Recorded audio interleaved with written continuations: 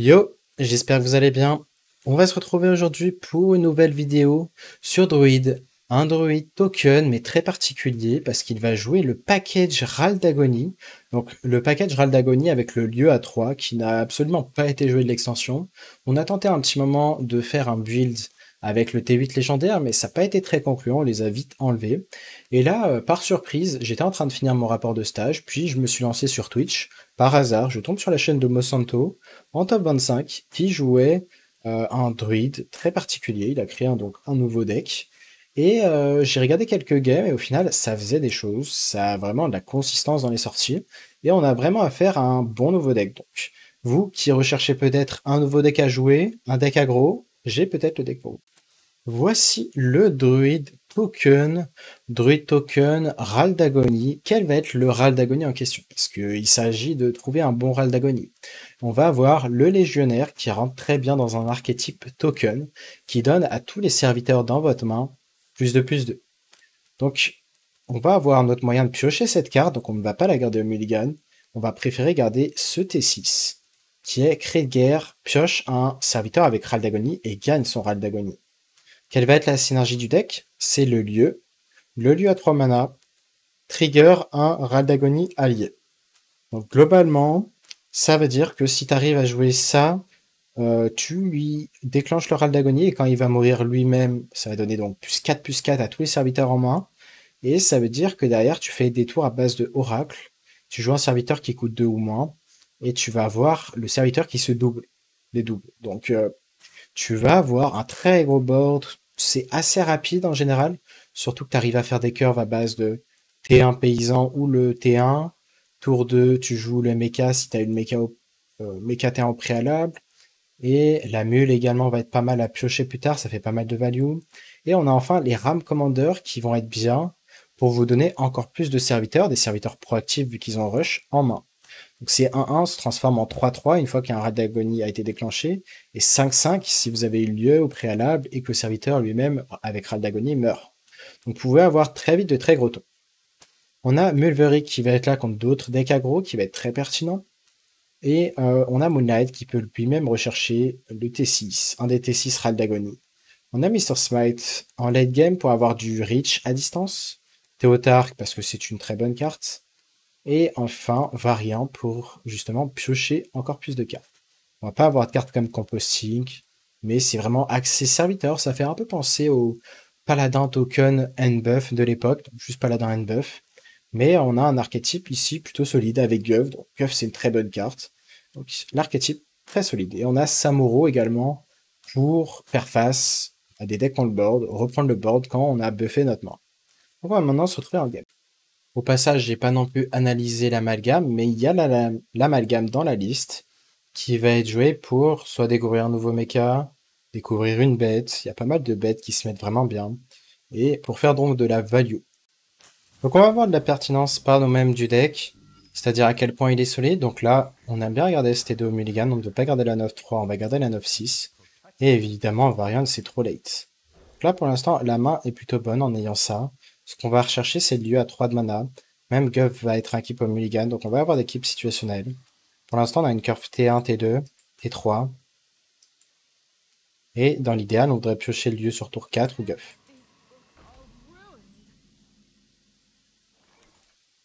On va jouer ça. On va pas pièce le paysan. Je suis pas un grand fan. J'aime bien regarder la pièce avec ce genre de main. J'ai joué ça.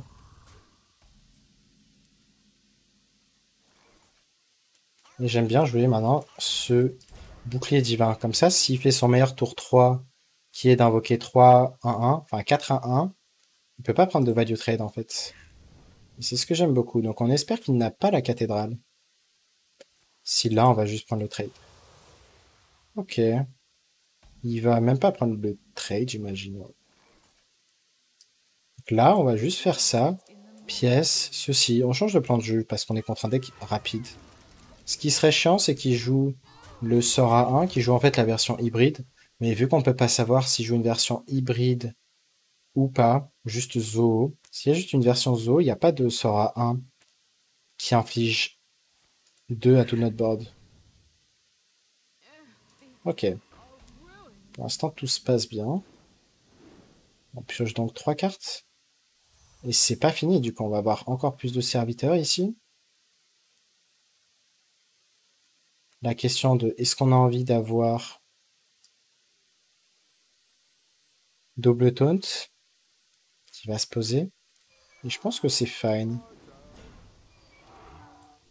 On va prendre ce trade. Rejouer ça. Je pense qu'on accepte de perdre ça. Ouais, il faut le trade ici. On va peut-être Théotard sur tour 5 et puis jouer ça sur tour 6. Pour l'instant, on a de quoi bien prendre de vitesse. C'est pour ça qu'on a pris les trades en cas de buff. On a toujours ça d'actif.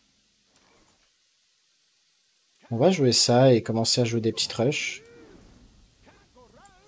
Ça prend bien les trades. Comme ça derrière. On découvre quelque chose d'autre, comme une bête par exemple. C'est un peu trop cher, donc on va prendre le loup alpha ici. On va prendre ce trade, je suppose. Et fakes. Et là, on voit qu'on a bien le board. Hein. 2, 4, 6, 8, 10. 10 de pression sur le board. Ouf. Tamsin, ça nous recte bien. Hein. On va voir si on arrive à reprendre l'ascendant grâce à ce T6. Dans l'idée, on a quoi en bon top deck? Bah, on a le T3. Oh, ça, c'est très chiant. Hein. Une 3-3 pioché. Très très chiant. Parce que du coup, il a le board. On va jouer ça.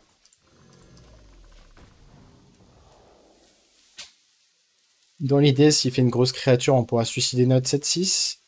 Et donc, avec un deuxième oracle, on pourra partir en serviteur avec Rush. Ouais, malheureusement, c'est la sortie Tamsin, le seul AOE de son deck, du coup, la seule AOE.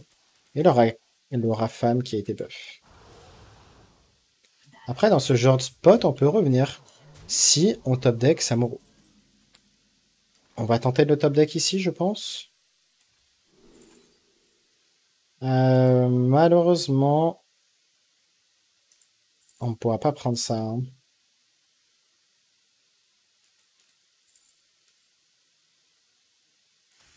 On n'a pas le choix de prendre ça. Hein.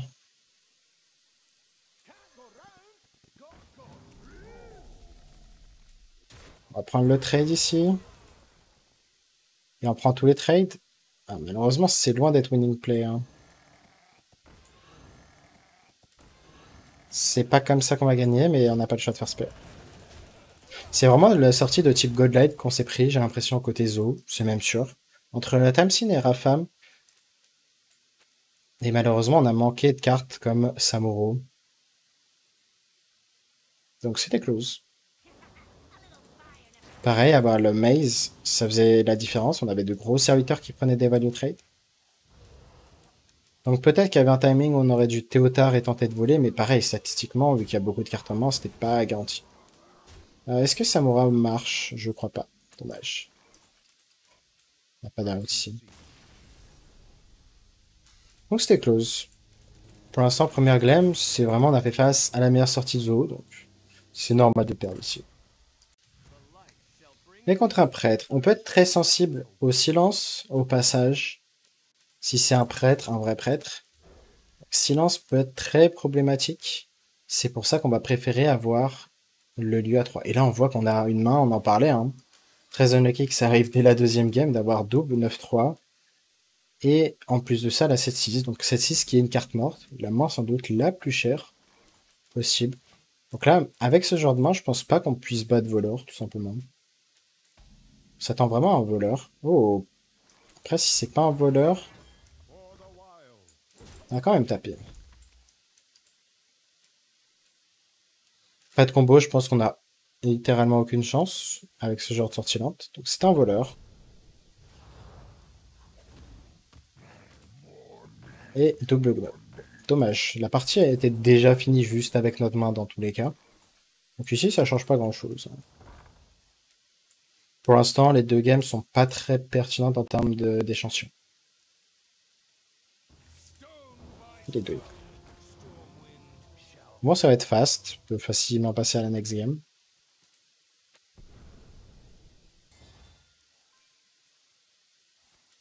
On est trop bas en PV malheureusement pour arriver à Théotard, puis pièce ça. Donc passons à la next game, ce sera plus rapide. On n'a pas de silence dans tous les cas. Donc pour l'instant, on ne peut pas juger de la puissance du deck avec nos faibles games d'échantillons. Mais par contre, on peut être amené à optimiser ce genre de decklist, même si ça risque de jouer à peut-être entre 2 et 4 cartes qui changeraient, du style enlever smite, variant, si on affronte une méta trop agressive. On va pas garder Moonlight parce que c'est vraiment lent.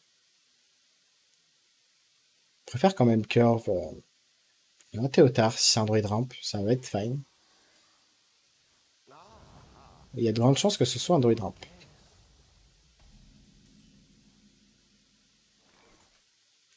On va quand même la jouer, même si... J'aimerais la jouer qu'après qu'elle soit buff.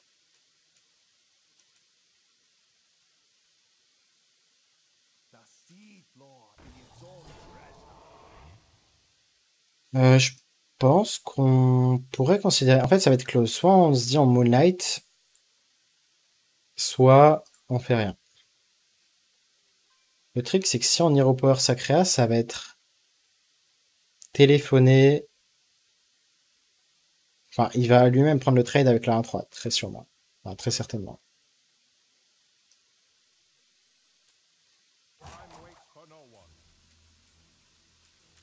Parce qu'il va vouloir casser le bouclier du 1. Ok, ça reste chiant, mais au final, ça se met pas si mal que ça parce qu'on a Maverick. Là, ce qu'il risque de faire, c'est double trade. Même s'il les fait pas. On voit qu'on va absolument...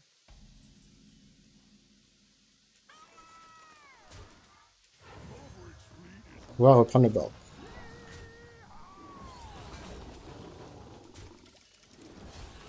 Donc ça se met pas trop mal. En termes de reprise d'initiative, on va peut-être Théotard une carte clé. On risque de lui donner ça, même si ça reste chiant, soit.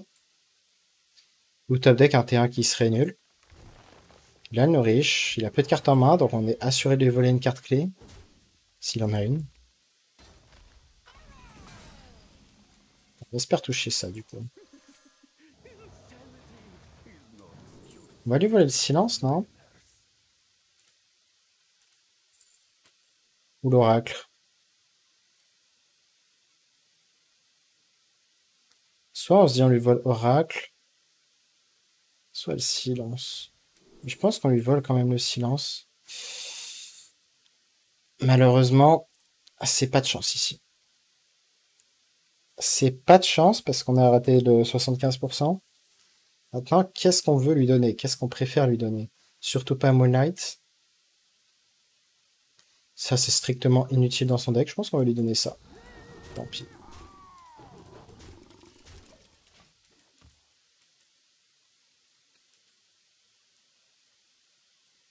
On va voir si on fait ça sur ce top deck devrait finir la game. On passe de très très devant à très derrière. Après, on sait qu'il a pas grand chose en main, mais quand même.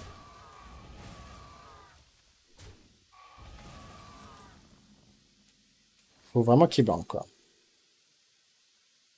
Est-ce qu'on prend celle-là? Non, je pense pas. On va juste prendre ça. Piocher l'original, avoir deux copies.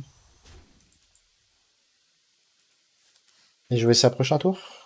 Qu'est-ce que va piocher ça concrètement? Ça va piocher un rush, donc ça peut piocher Samuro. Je crois que Samuro est le seul serviteur avec rush du deck. Ça va piocher un taunt, donc soit une 1-2, soit une 2-3, et un Divine Shield, donc le T1 ou le T2. Mais attendez, c'est moi où il a top deck deux fois d'affilée Scalephonic Shot. Donc là, on est plutôt dans les games habituels de low variance, c'est-à-dire que c'est de l'ordre de 2 chances sur 31 plus une chance sur 30 que ça se passe comme ça. Enfin, fois, pardon. C'est un peu de l'ordre de une chance sur 900. Enfin, un peu moins. Une chance sur 450 à peu près. Donc, très unlucky. Mais dommage. Genre vraiment, Bah, pour l'instant, on voit pas le potentiel du deck parce que c'est sorti top 10%. Et encore. C'est vraiment top 5% pour ce druide. En termes d'out ici. Donc c'est dommage. On voit pas le potentiel pour l'instant. Parce que je pense que ce match-up a de quoi se faire détruire. Est-ce qu'on concede directement la game? Je pense que oui, gagnons du temps. De toute façon, c'est sa game. Encore une fois, si la game était gagnable, il n'y aurait pas cette 5-5. Là, c'est vraiment une succession de 3 draws d'affilée. Derrière, il aura même 2 topiors. C'est juste ingagnable dans le match-up. Dans tous les cas, on aura plus de games d'échantillons. Memento, est-ce qu'il jouait pas un druide aggro? J'ai un doute. Mais dans le doute, on va quand même garder Théotard. On pourrait se dire on garde Samuro si c'est un druide aggro. C'est close en termes de prise de décision. Je pense qu'on va le garder. C'est très lent, surtout que c'est le seul serviteur. Oh, et on a aussi le 2-5. Donc Varian peut piocher la 2-5, concrètement. C'est un voleur, donc c'est très chiant pour nous. À chaque fois que je l'affronte, ça tombe sur druide. Et pourtant, il y a beaucoup de classes. Mais à chaque fois, ça tombe sur druide. Donc ça nous bait totalement dans le mulligan en soi.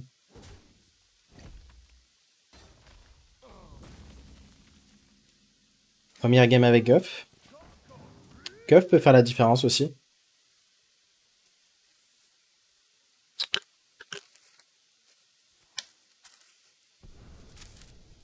Ok, combien de gnolls? Un gnoll.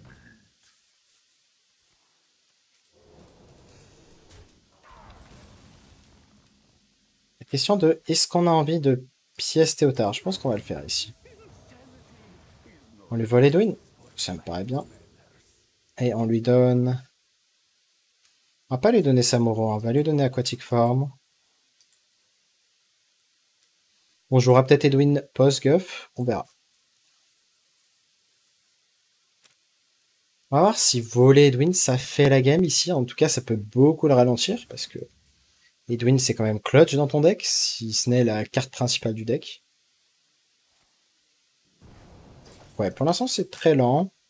On n'a pas forcément de prochain tour. Peut-être qu'on considère de faire Edwin quand même, en se disant qu'on a 1, 2, on a 3 outs à jouer immédiatement. Oh. Faisons ça maintenant.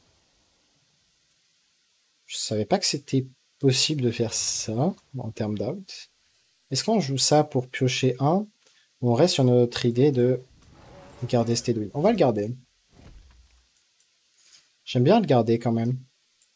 Une 3-3, c'est si bien pour lui d'avoir une target. Limite, ça l'aide en fait. S'il veut faire un gros tour avec un gros camouflage. Donc ouais, on va juste Guff. Mais par exemple, à terme, si la decklist a l'air solide, je sais pas, Cut Variant pour un Innervate par exemple, ça pourrait se considérer.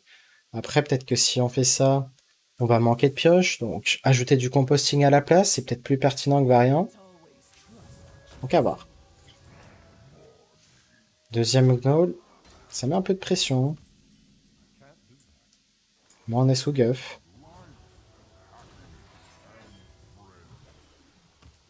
On va jouer ça quand même.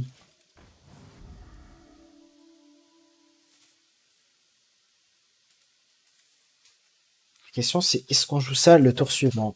Et c'est... Si on veut gagner la game, c'est possible.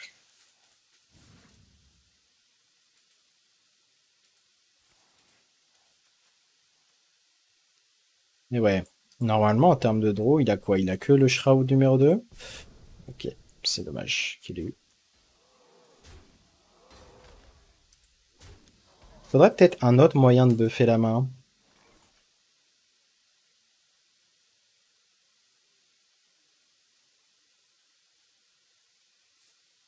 Je réfléchis ici. J'aime bien quand même faire ça maintenant. Est-ce qu'on va face? On va prendre un trade. On veut perdre le bouclier divin, pourquoi? Parce que c'est une créature trop mauvaise sur le board. Une 1-1, ça complique pas grand-chose. J'imagine qu'il va tuer cette 7-6. Faire un gros tour. Peut-être un gros camouflage. C'est dans ce moment-là que le taunt peut être très pertinent.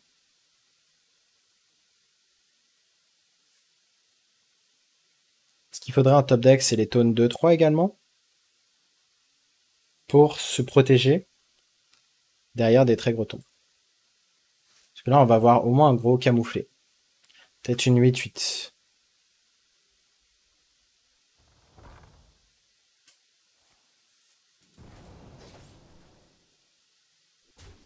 Est-ce qu'il a setup un létal?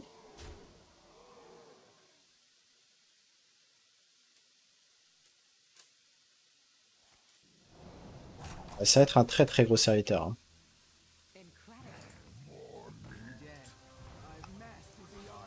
Ok, bon, quand tu as ce genre de sortie... Ah, mais on est mort en fait. J'avais pas tilté. Ok, quand il y a ce genre de sortie, on n'a même pas besoin d'Edwin. Mais pour l'instant, c'est vraiment des games ingagnables. C'est en mode... On joue toutes nos parties en mode Big Boss. Donc, ça arrive dans tous les cas des vidéos full lose. Mais je pensais pas que ça arriverait autant de games d'affilée. Au passage, avant de relancer, on va enlever tout de suite Variant. Donc, on voit qu'il a été très inutile pour l'instant dans le pool. Mais on va l'enlever. On va également enlever Mr. Smite.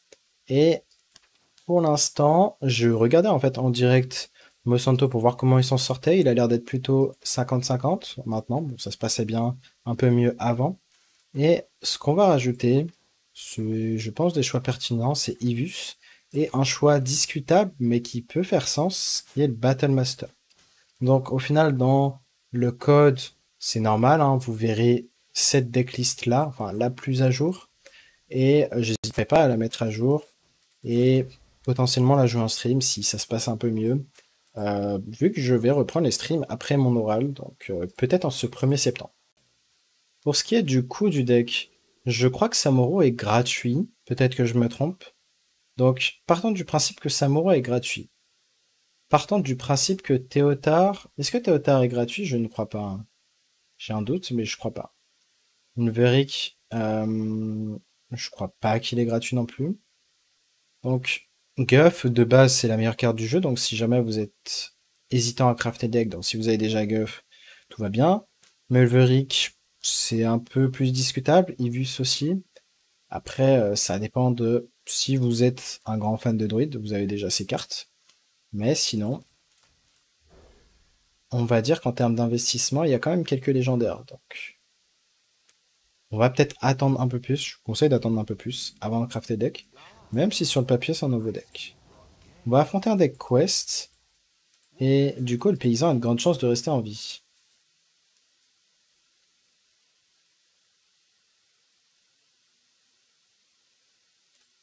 Et sur le papier, j'aurais envie de dire qu'on est quand même content d'affronter les voleurs. Mais bah, c'est les sorties. C'est les sorties, quoi.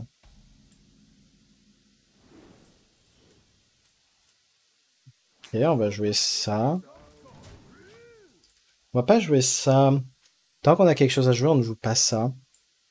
On jouera peut-être ça à partir du tour 4. On peut avoir Théotard. Alors que, en fait, le fait d'attendre un tour de plus, ça veut dire qu'on se donne l'out de piocher.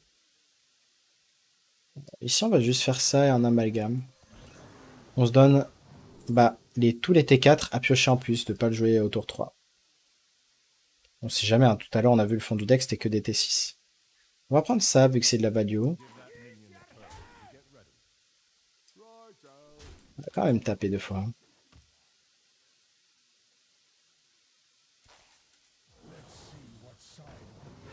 C'est le meilleur tour 4 ici.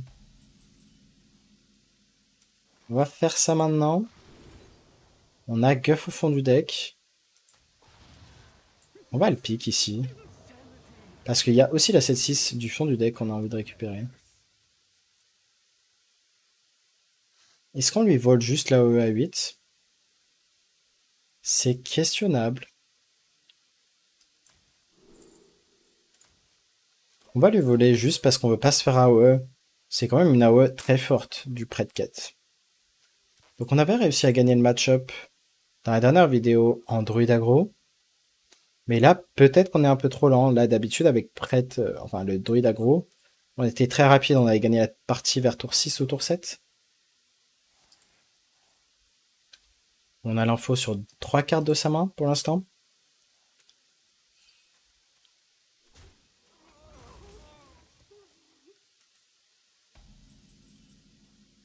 On va jouer Guff ici.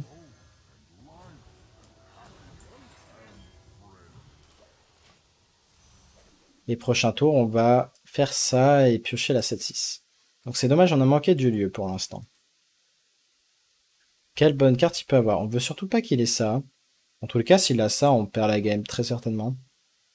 Parce qu'on est tellement lent qu'en fait, on pourra pas faire beaucoup de burst à distance. Surtout qu'on a enlevé Smite. Bon, après, Smite, c'était clairement limité en termes de dégâts à distance. C'est vrai.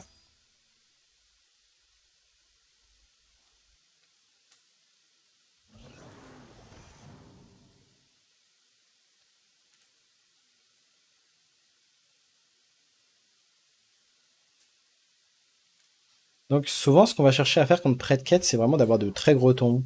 Un petit peu à l'image de... Si vous avez connu euh, le guerrier où on avait le sort à 2 reconnaissance, je crois que ça s'appelait comme ça. Et encore non, j'ai un doute. Conditioning, c'est ça. Donc ça nous permettait d'avoir de très très gros serviteurs. Du coup, l'idée c'est quand on en joue un par un et de forcer automatiquement une réponse en ayant joué un gros tour. Et en gros d'épuiser le prêtre en ressources. Sauf que du coup, bah, s'il fait la quête, il peut potentiellement être très rapide. Pour faire la quête, donc on n'a pas le temps de l'épuiser. Et dans cette optique d'épuiser le prêtre quête, c'est pour ça qu'on a pris une des AOE. Lui enlever une AOE, ça peut être clutch.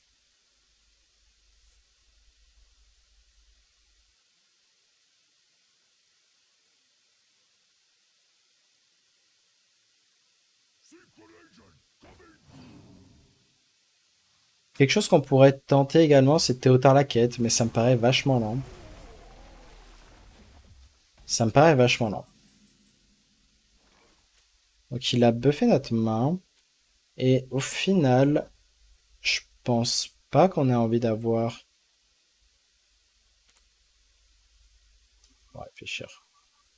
Il nous a volé quoi? Il nous a fait Théotard ou pas? Non.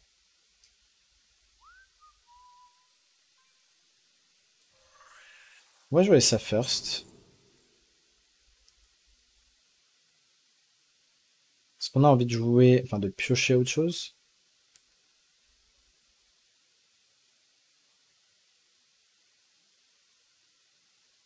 Hmm,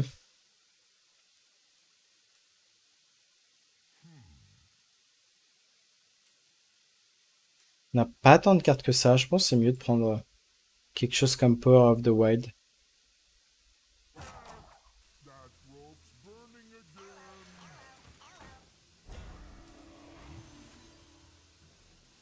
Ça, on pourra s'en servir pour faire pas mal de value.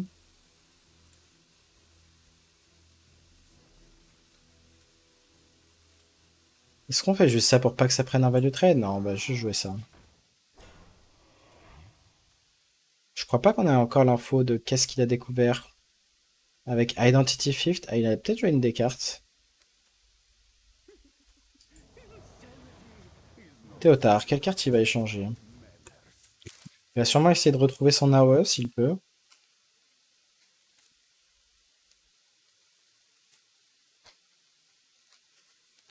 Il a retrouvé son AOE. Donc la game à partir de là me paraît déjà presque ingagnable. Comment ça se fait qu'on a un autre Scorpide?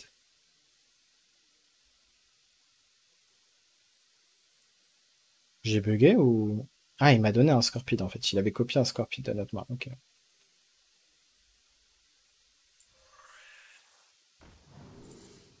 On va faire ça. Ouh, c'est pas mal du tout en termes de value ça.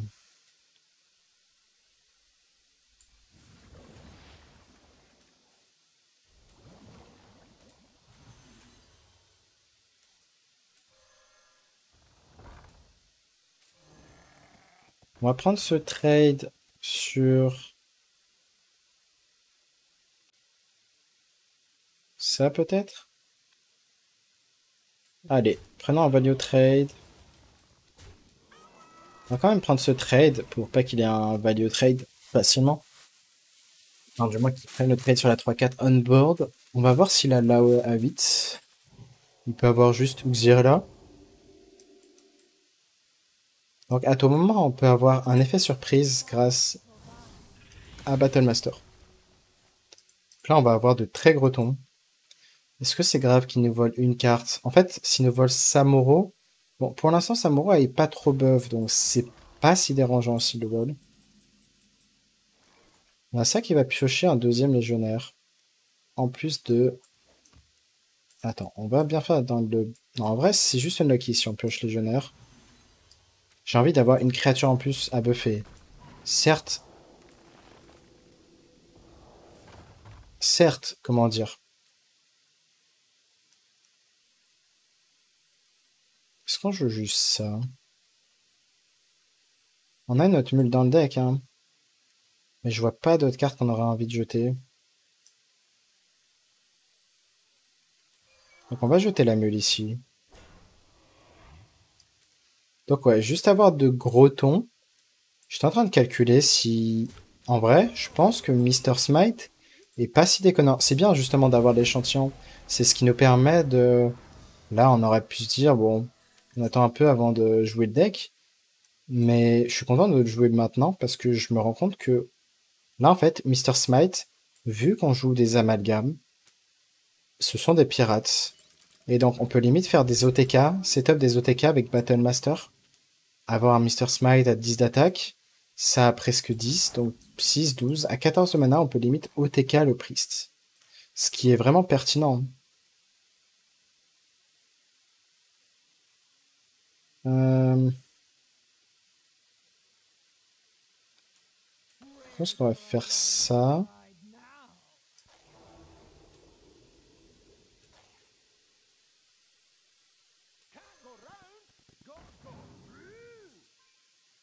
Et ensuite, que faisons-nous?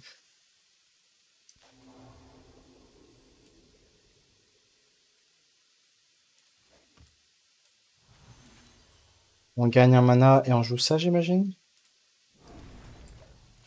Allez. Mais ouais, là on voit la pertinence de Mr. Smite pour gagner ce match-up.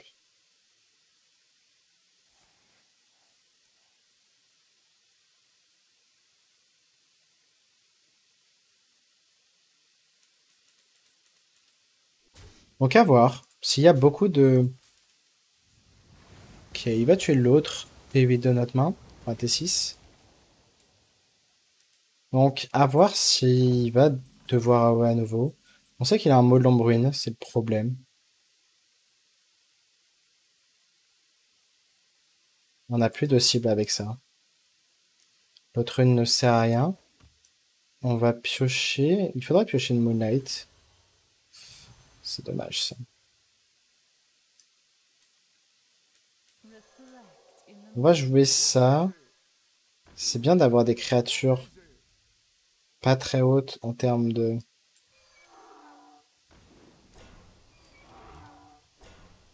points de vie, enfin d'attaque, à cause du mot de l'ombrune dans sa main. Et le tracker a l'air de nous dire qu'il a un autre Whirlpool en main. Donc je pense vraiment qu'il n'a pas joué celui qui nous a repris en fait.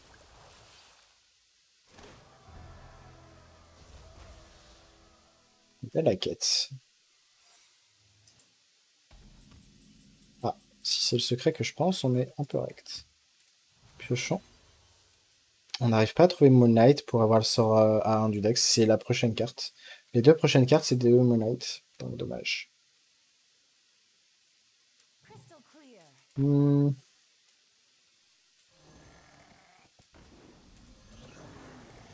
Faire ça. Oh. Ça n'a pas changé grand chose. Autant faire de la value avec ça.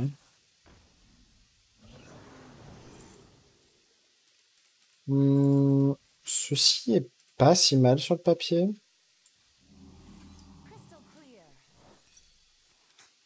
Pourquoi j'ai pas attaqué avec ça? Je suis totalement débile. My bad. J'ai même pas tilté en fait que j'avais des rushs pour tester le secret. Donc là, il aurait dû être à 26 PV. Donc on va voir si on avait gagné si l'adversaire était à 26 PV là maintenant. Derrière, avec Battlemaster, on avait 22, 18, 14, 10, 8. Et avec Moonlight et avec +1/+1 tout le monde. Attendez, je crois qu'on avait gagné, hein. Je crois vraiment qu'on avait gagné.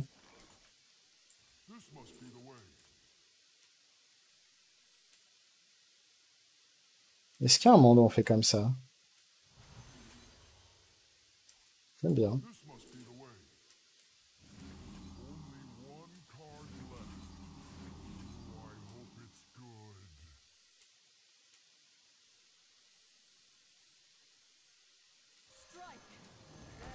Donc, je pense qu'on avait gagné là. On a juste choqué la game. Je suis un peu con. Je suis un peu bourré, oui. Donc là, il était supposé être mort, en gros, tout simplement. Si on avait smite, pareil, on avait du burst. Donc là, on voit, c'est rassurant. On s'en fiche totalement d'avoir perdu. On affre la game. Et on voit que... Ah, dommage. J'ai le sentiment que c'est le sort à 10, là.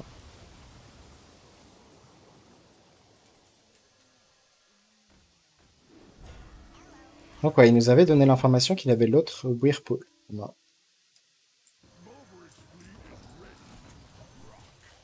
Le seul truc chiant avec ce lieu, c'est qu'on peut pas lire au power dans le vide.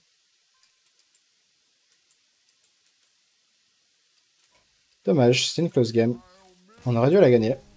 Enfin, du moins, il y avait de grandes chances qu'on la gagne, si on n'avait pas faux. Donc, en théorie, on est censé être à 1-4. Au moins, on se rend compte à quel point le Mr. Smite peut être très pertinent. On a l'air d'affronter un druide ramp. On l'a joué tout à l'heure, je crois que d'ailleurs c'était en vidéo du DH. C'est un druide ramp. On va garder ici, je pense, rien du tout à part la 7-6. Donc ouais, une espèce de win condition avec Mr. Smite pour OTK, ça peut faire sens dans les match-up comme Predket et comme Mage, où justement on veut rentrer des dégâts à distance. Donc, en soi, quels seraient les cuts? Peut-être cut Ivus, ça me choquerait pas, pour un Mr. Smite.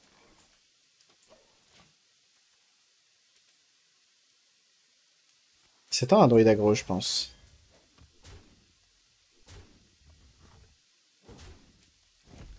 Faire ça sur tour 2. Oh, on a une belle curve au passage. C'est peut-être la première fois qu'on va faire ça, une tout pièce ça et lieu dessus.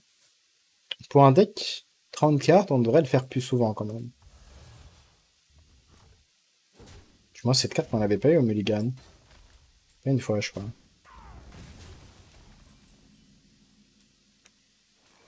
Un bon top deck, ça peut être quoi? Ça peut être Guff.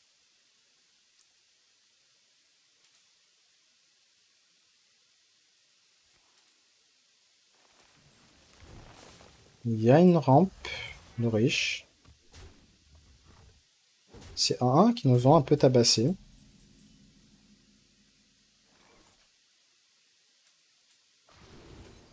On va voir le fond du deck. Je pense pas qu'on a envie de jouer Ivus, pour être honnête.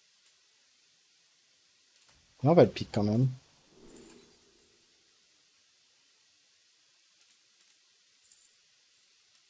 Est-ce qu'on pique Théotard? Ça me choque pas de le pick. Guff.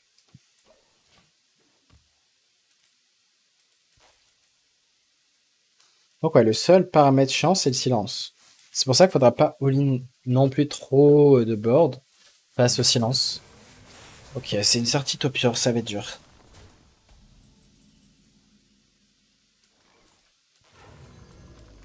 On va largement faire ceci maintenant.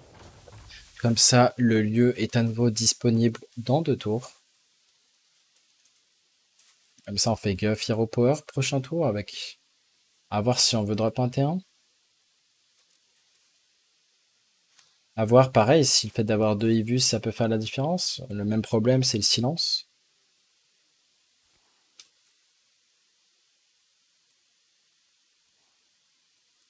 Je suis en train de réfléchir si ça vaut le coup de jouer du late game comme Denatrius, mais ça me paraît trop late. Si t'as pas Bran, c'est peut-être pas pertinent. Est-ce qu'il y a d'autres cris de guerre qui sont pertinents, en fait? Globalement. Bah, avec plus de cris de guerre, on a Théotard, mais c'est pas assez pertinent. Guff, pas pertinent. Est-ce que ça marche avec la 7-6? Dans tous les cas, on n'aura jamais la tempo de faire Bran et la 7-6. Donc, ouais, à part Denatrius, et à la limite Théotard dans certains spots, Sinon, Amalgame, c'est sûr, mais pareil, je suis pas convaincu. J'essaie de réfléchir à d'autres win conditions, en fait, pour burst à distance.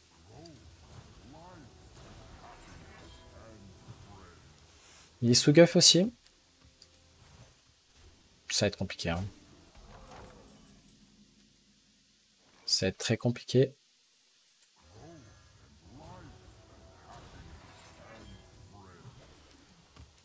On va ramper ici. Et ensuite, je pense qu'on drop ça. C'est peut-être le seul tour où potentiellement ça va piocher. Et encore, il suffit qu'il joue un sort de nature et c'est bon, il n'y a plus de 4-3. Ouais. Donc malheureusement, il a été trop rapide. On est sur un 0,6, là où on aurait dû être en 1,5, certes. Donc pour l'instant, on galère beaucoup contre Druid Ramp. On a fait que 2 games, même si les 2 games ont été unlucky. Là, on a eu un Druid qui a vraiment, vraiment avec aucune main, réussi à draw 3 ou 4 tours d'affilée parfaitement. Et ici, on affronte Guff. Bon, certes, on a nous-mêmes Guff, mais on a 30 cartes. Donc on est plus à même d'avoir Guff. Vraiment un deck 40 cartes. Et il y a aussi Top Yor. Donc juste Top Yor suffit à nous battre. Très souvent. En vrai, à voir, hein.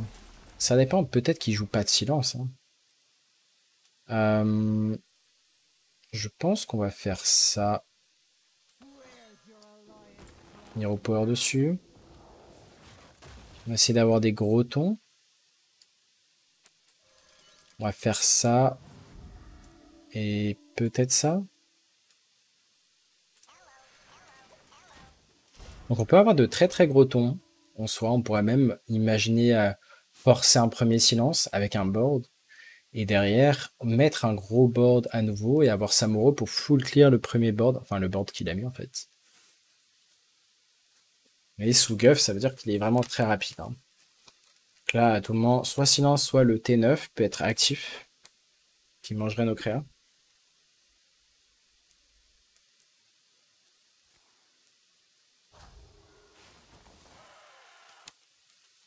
Quel est le but de buff une 3-2? Je suis pas sûr de comprendre, pour être honnête.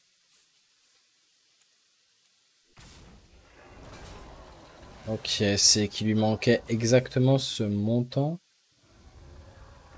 pour avoir accès à ça. Et est-ce que ça suffit pour nous battre? On peut faire ça et tenter d'avoir le silence, c'est peut-être le seul out, globalement. On pourrait faire oracle et double carte comme ça, mais est-ce qu'on gagne la partie si on fait ça? Sûrement non. On vole son Théotard?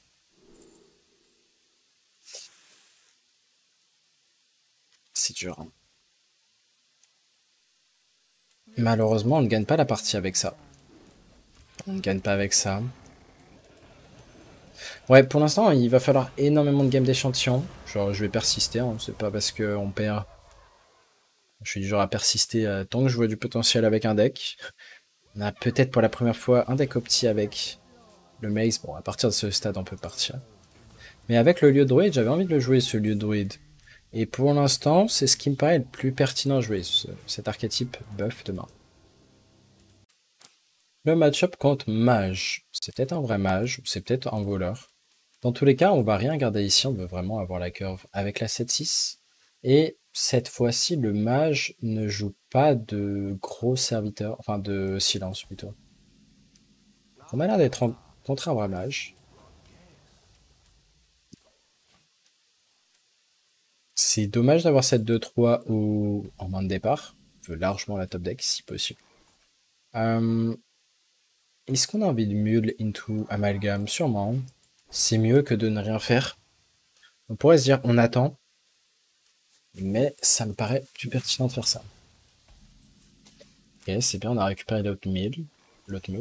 Est-ce qu'il y a quelque chose de mieux qu'on a envie de jouer maintenant? Je pense que vu qu'il y a le paramètre, tous les T4 qui sont bien à avoir, on va juste attendre ici. Et on va pick la 2-3.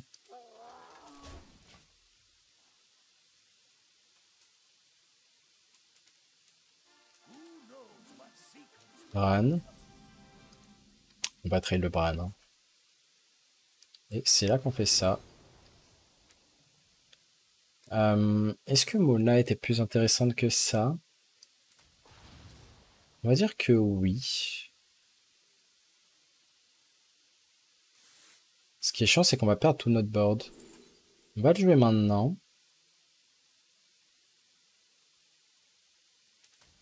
Et je pense qu'on va pick Théotard. Et on joue quand même quelque chose. On trade évidemment, hein, parce que sur la 3-5, il nous tue notre board, il nous fait 4 d'AOE.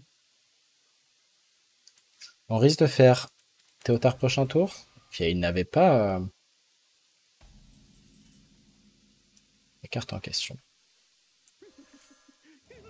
Voyons ce qu'il a en main. Oh, attendez. On lui pique son héros et on lui donne une mule, ça me paraît pertinent. On n'a pas de carte de type nature ou n'importe quel type en fait, on n'a rien. Donc globalement, le Magister ne va rien répéter. On sort d'école. On a une bonne curve tour 6, tour 7. Et on peut peut-être partir sur un plan de jeu burst à distance grâce au ping. La force de Théotard. Il nous reste un Théotard dans le deck en plus.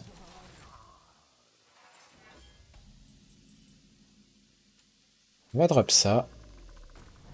Ensuite, on pourrait commencer par prendre un trade comme ça. Bon, si ça va exactement là, c'est pas lucky.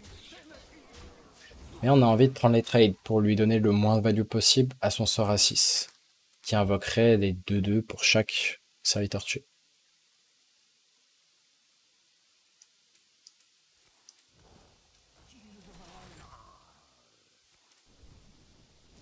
Pareil, mais le Rey qui se met bien contre les 2-2 en soi.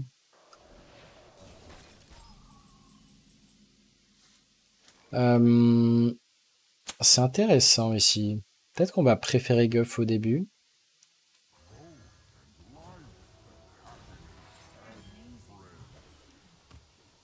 Est-ce qu'on pioche encore?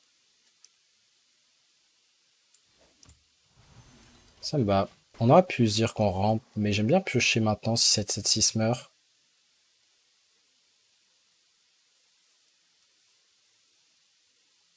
On va voir si on commence déjà à faire un ping qui s'améliorerait.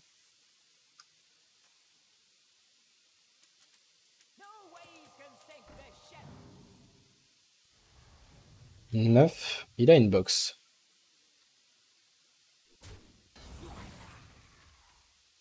Il va tuer 7-7-4. Ça nous va du coup. Ça nous va très clairement. Il peut pièce box au passage.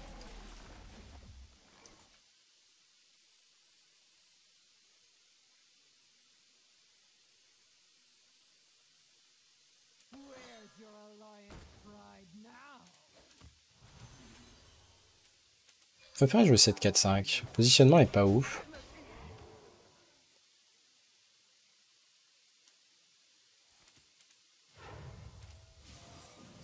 On a joué cette 11-5. Je sais plus si on a joué celle qui donnait pas l'info. On aurait peut-être dû jouer sur celle de droite. Celle qui était piochée grâce à la 7-6. C'est du détail, mais quand même. Voilà, on commence à avoir une très grosse main.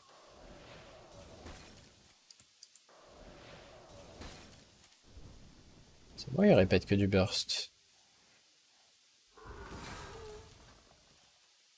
Il a fait énormément de burst. 2 fois amélioré le ping. Le ping fait déjà 4.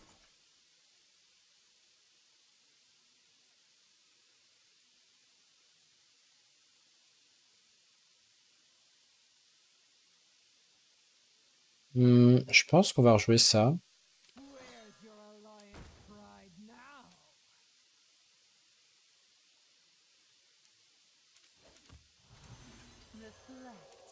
Et on va jouer ça. L'idée c'est de piocher des cartes de manière naturelle, enfin du moins sans savoir aéroport. Et derrière, on va faire Magister prochain tour, je pense. Ce qui serait bien récupéré également, ça va être le Battleground Battlemaster.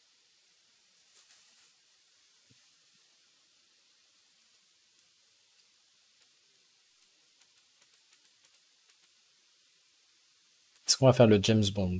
James Bond à base de 0,7. C'est une vraie question, ça.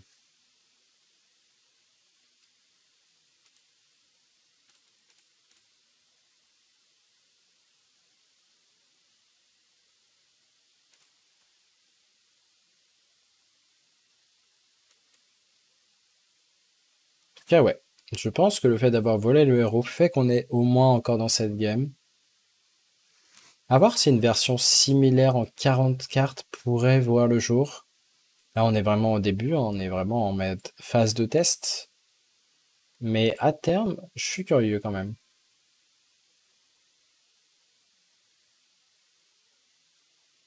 Je reste curieux parce que avec le package des Natrius, le fait de jouer Guff,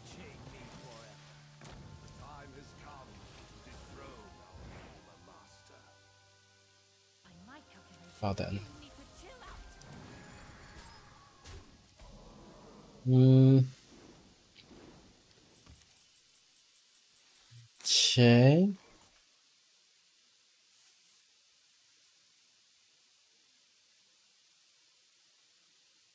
Pas de carte avec Rush. On peut avoir des taunts.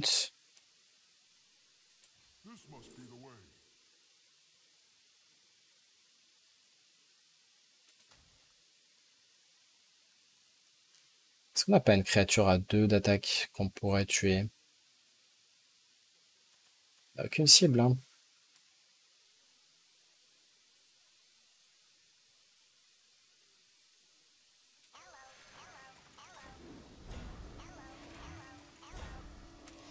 Hmm,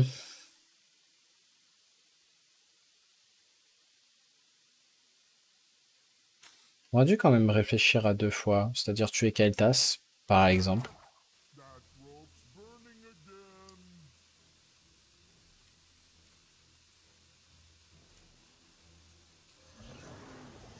On va découvrir quelque chose. Un autre taunt.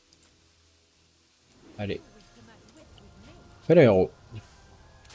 Ça reste quand même complexe contre mage. J'essaie de réfléchir à quel deck ça peut battre. Dans l'idée, il faut faire vraiment une sortie tempo et gagner par le board. Bon, Zo, pour moi, en sortie average, on aurait dû gagner. Les voleurs, bah, c'était les sorties du genre top 20, top 30%. On fait les double Gnoll into Edwin. Et encore, il y a une game qu'on a réussi à perdre sans l'Edwin en face, malgré l'avoir volé. Et pareil, les druides, c'était un peu trop rapide, les 2 fois. Donc, à explorer, avec une liste un peu plus peaufinée et avec une version 40 cartes, à voir si on peut être aussi stable, notamment pour avoir le lieu à 3.